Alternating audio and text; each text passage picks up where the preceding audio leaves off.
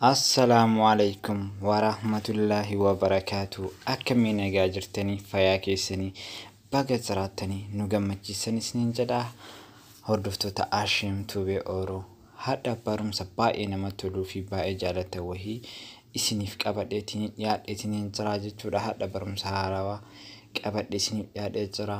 Akkasuma barumsi kun Facebook jechuudha. Facebook keenya emailaa fi paaswordii namni haaknu jalaa godhe yookiin argate yoo jedhe akka inni yoo itti emailaa fi paasword itti guutes akka hin banamneef haala kamiin akka gootan kana isinitti agarsiisa jechuudha. Mala salphaa ta'ee fi akka isin dhimmitti isinitti agarsiisa. Kanaaf viidiyoo kana hanga dhuma isaa hordofuu qabdu jechuudha.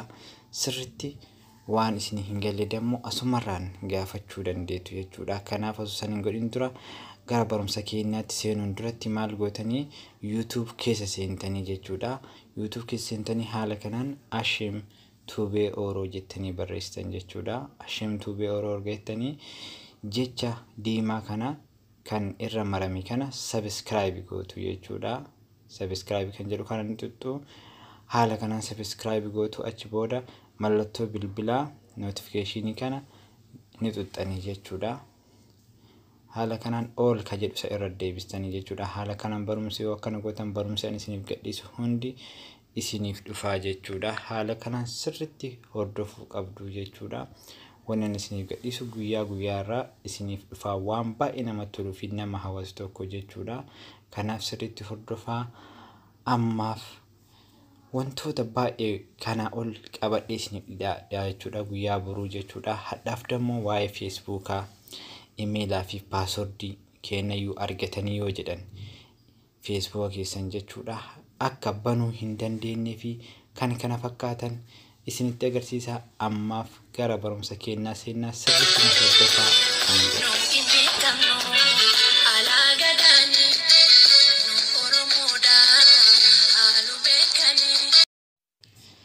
Barumsi keenya kan guyyaa har'aa waa'ee Facebookaati jechuudha. Kunoo Facebook keessan haala kamiin emailaa fi paasword keenya yoo argataniyyuu akka hin banamneef yookaan milikkita akka itti nu agarsiisuu danda'u kana wajjin ilaalla jechuudha. Sirriitti viidiyoo kana amma barumsa keenya eegallee jirra. Sirriitti na hordofaa jechuudha. Haala kanaan Facebook keessanii seentanii jechuudha. Erga Facebook keessa seentanii sarara sadiin gubbaa irraa kana ni tuttu jechuudha. Asbara haala kanaa yoo tuttaniis hin jettan haala kanaan isiniif baasaa jechuudha. Achi booda maal gootanii setting kan jedhu barbaadanii jechuudha. Setting privacy jedhu kana ni tuttan kunoo jechuudha. Asii gadi settings or privacy kan jedhu kana irratti ni tuttanii jechuudha. Haala kanaa yoo tuttan haala kanaan isin bifa kanaa isinii baasaa. Achi boodas settings kan jedhu kana ammas deebisanii tuttanii jechuudha jecha kana. Achi booda dammoo haala kanaan irra gad deemtanii jechuudha. Security and login kan jedhu kana ni tuttanii jechuudha.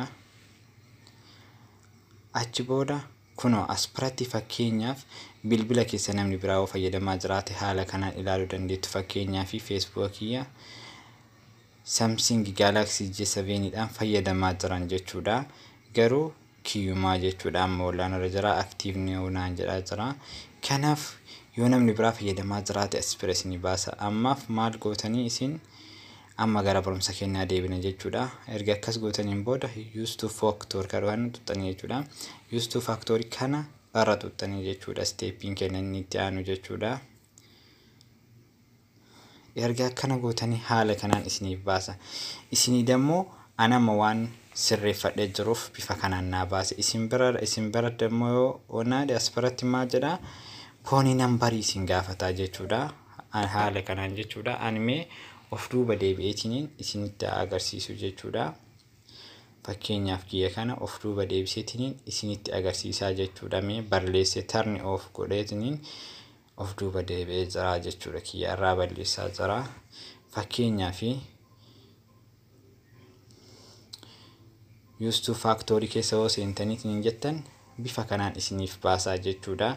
Yoo inni bifa kanaan isiniif baase maal gootanii app irraa maal gootanii text message ka jedhu kanarra deebisanii jechuudha. Text message kanarra yoo isarra yoo deebistanii isin jettan kun fakkeenyaaf step duraarra isin deebi'a jechuudha. Akka isin galu kun akkana isin baasaa jechuudha. Kan gubbaarra waan bulee tana kan jalaa sanirra deebistu jechuudha. Text message kan jedhu kana kan jalaa kanarratti deebistu jechuudha.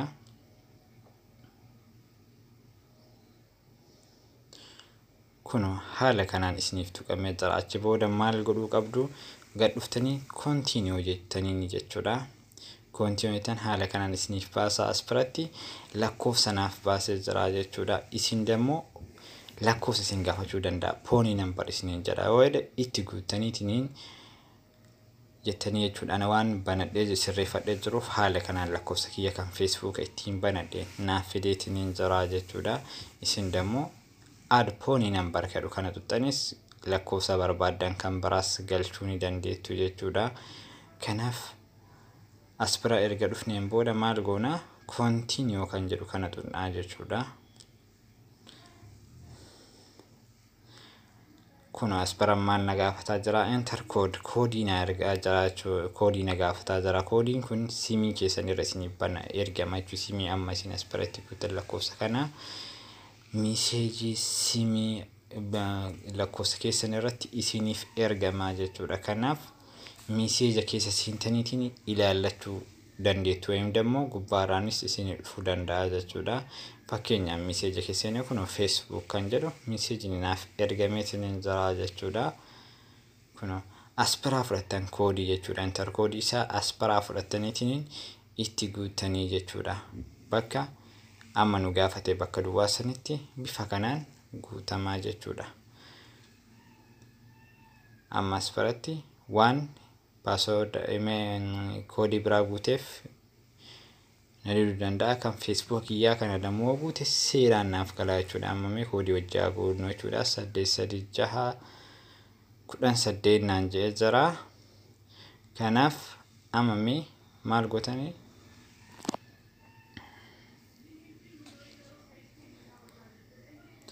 as biratti obsaan eeggattu jechuudha.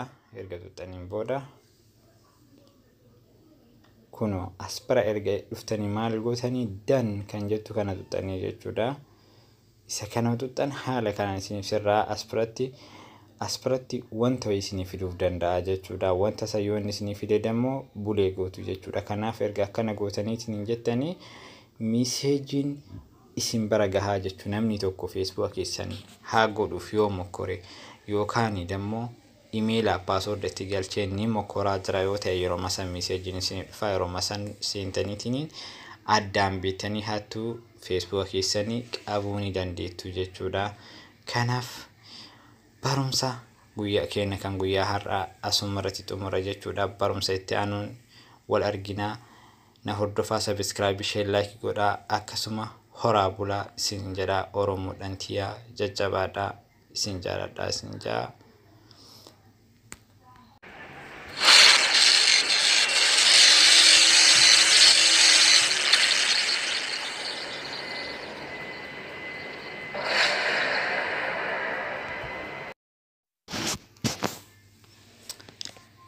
Barumsi keenya kan guyyaa har'aa kana fakkaata ture jechuudha. Kanaaf waan isinitti tole akka isinitti tolu abdii qabaa jaalattaniirtan jedheetiniin abdii qabaa. Kanaaf barumsa biraas kan kana caalaa isin hawwatuu fi isinitti toluu fi isin fayyadu isiniif qabadheetiin yaadhaa. Guyyaa itti aanu kan guyyaa boruu jechuudha. Inshallah rabbichi nu gahu. Kanaaf wal jajjabeessuu qabna. Subscribe gochuu qabdanii, ilaaluu qabdanii, viidiyoon isiniif eeguu dammoo eeggachuu qabdanii. Gaafii yoo isin hin galle dammoo koomentii jalaan naaf barreessuu ni dandeettu. Kanaaf deebiin keessan isiniif deebi'a. Waan isinii hin galle hunda gaafadhaa. Waan barbaadan saalfachuu, sodaachuu fi qaanfachuun dammoo hin jiru. Kanaaf waan isinitti tolu, waan barbaadan, waan isin fayyaduu danda'u na gaafadhaa. Kanaaf hamma danda'uun wal gargaaraa, hamma danda'uun hamma humna kiyyaatti isiniif deebisaa. Kanaaf wanni hin danda'amne hin jiru. Waan hundayyuu mokkoraatiin ilaalaa jechuudha. Du'a malee wanti hin danda'amne tokkollee hin jiru. Hundinuu mokorraa wanta kamiyyuu bakkaan ni gahanii kanaaf rabbiin tokkummaan waa kennu bilisummaas ni gonfanna walabummaas ni arganna kanaaf tasfaa guutuu hin qabnu abdiidhaan jiraachuu qabna wal dhagahuu qabna Oromoon bakka jirtu afaan tokko dubbachuu qabna afaan tokkoon jecha tokkoon waa hunda tokkummaa uumuu qabna wal dhagahuu qabna wal kabajuu qabna wal kabajuu qabna waliif gachuu qabna jechuudha kanaaf afaan tokko yoo deemne eenyullee nu hin danda'u jechuudha uummanni Oromoo saba bal'aa saba beekamaadha yoomillee ni falmanna qabsoon itti fufaa qabsaanii du'aa jedhanii akkasumas dammoo qabsoo keenya bakkaan ni geenna gabrummaa tana jalaa ni baana jechuudha warroota hidhamanis kan akka Jawaar Baqqalaa Garbaa fi Hamzaa akkasumas namoota baay'eetu jira jechuudha namoota jajjaboo bebbeekamoo leenca baay'eetu jira kanneenis rabbiin hidhaan waa baasu Promise that you never leave.